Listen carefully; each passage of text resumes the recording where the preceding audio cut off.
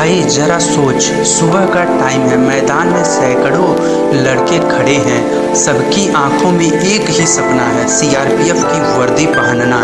सीटी बजती है और सब दौड़ पड़ते हैं। तेरे पास सिर्फ 24 मिनट हैं। पूरे 5 किलोमीटर आपको भागना है। भागने के लिए अगर एक भी सेकंड भी पीछे रह गया तो सपना यहीं खत्म। और सुन, ये तो बस शुरुआत है, आगे लिखित परीक्षा होगा, इंटरव्यू, मेडिकल और बीच बीच में ऐसे ऐसे टेस्ट जहां लाखों में से सिर्फ कुछ ही लोग बचते हैं। आज मैं तुझे सीआरपीएफ की भर्ती का पूरा सच बताऊंगा, क्वालिफिकेशन से लेकर फिजिकल, रिटन एग्जाम से लेकर मेडिकल, सैलरी से लेकर करियर ग्रोथ तक, और आखिर में एक ऐसा राज भी बताऊंगा जो 90% उम्मीदवारों को पता ही नहीं होता। तो चल भाई, शुरू करते हैं सीआरपीएफ का सफर। सबसे पहले नंबर 1 पर सीआरपीएफ का introduction. CRPF central reserve police force है, भारत का सबसे बड़ा सेंट्रल आर्म्ड पुलिस फोर्स।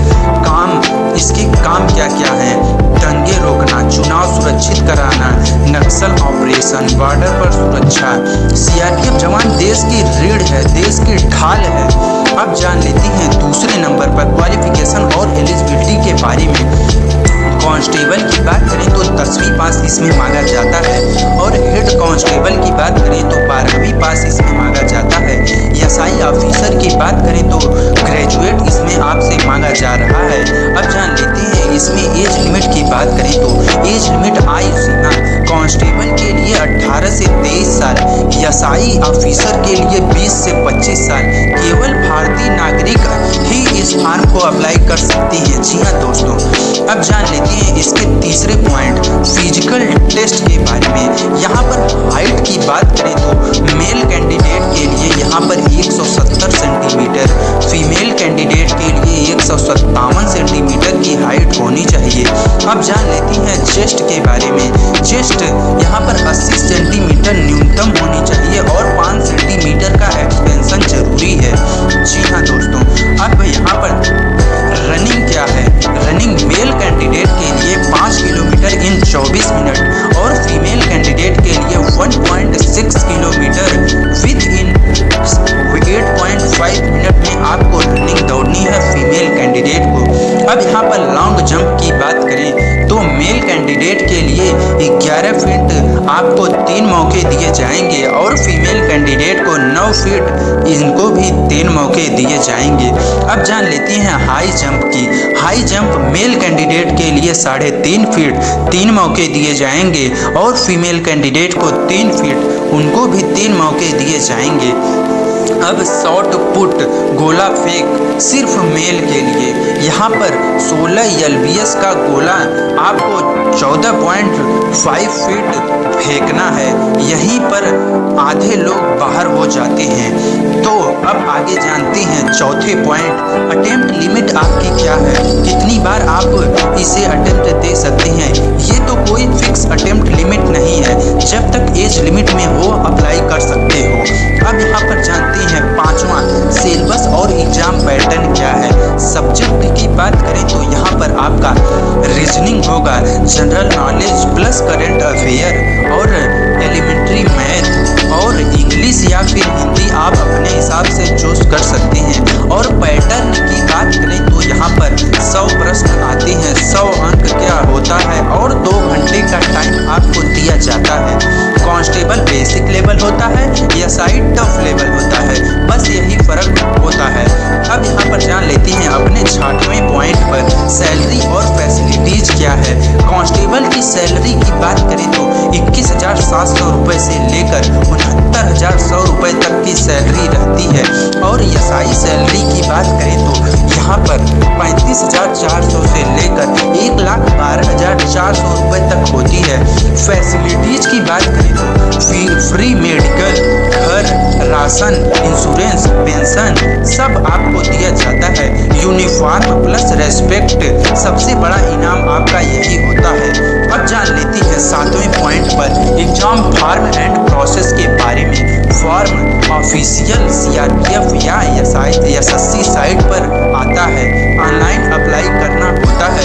इसकी फीस की बात करें तो 100 रुपए की फीस आपसे ली जाती है और यहाँ पर SC/ST महिला कैंडिडेट का फ्री में आप अप्लाई कर सकते हैं। अब आगे जान लेते हैं इसके 8वें पॉइंट एग्जाम स्टेज के बारे में। एग्जाम स्टेज क्या रहेगा? सबसे पहले आपका होगा रिटन एग्जाम। रिटन एग्जाम के बाद आपका दूसरे नंबर पर होगा फिजिकल एफिशिएंसी टेस्ट PET और तीसरे नंबर पर होगा फिजिकल स्टैंडर्ड टेस्ट PST और चौथे नंबर पर होगा मेडिकल एग्जामिनेशन और यहाँ पर 5वें नंबर और लास्ट पे आपका होगा डॉक्यूमेंट वेरिफिकेशन। ऑफिसर रैंक वालों के लिए भी यहाँ पर इंटरव्यू होता है। जी हाँ दोस्तों, अब जान लेते हैं अपने इस वीडियो के 9वें पॉइंट प्रिपरेशन और स्ट्रेटजी के बारे में।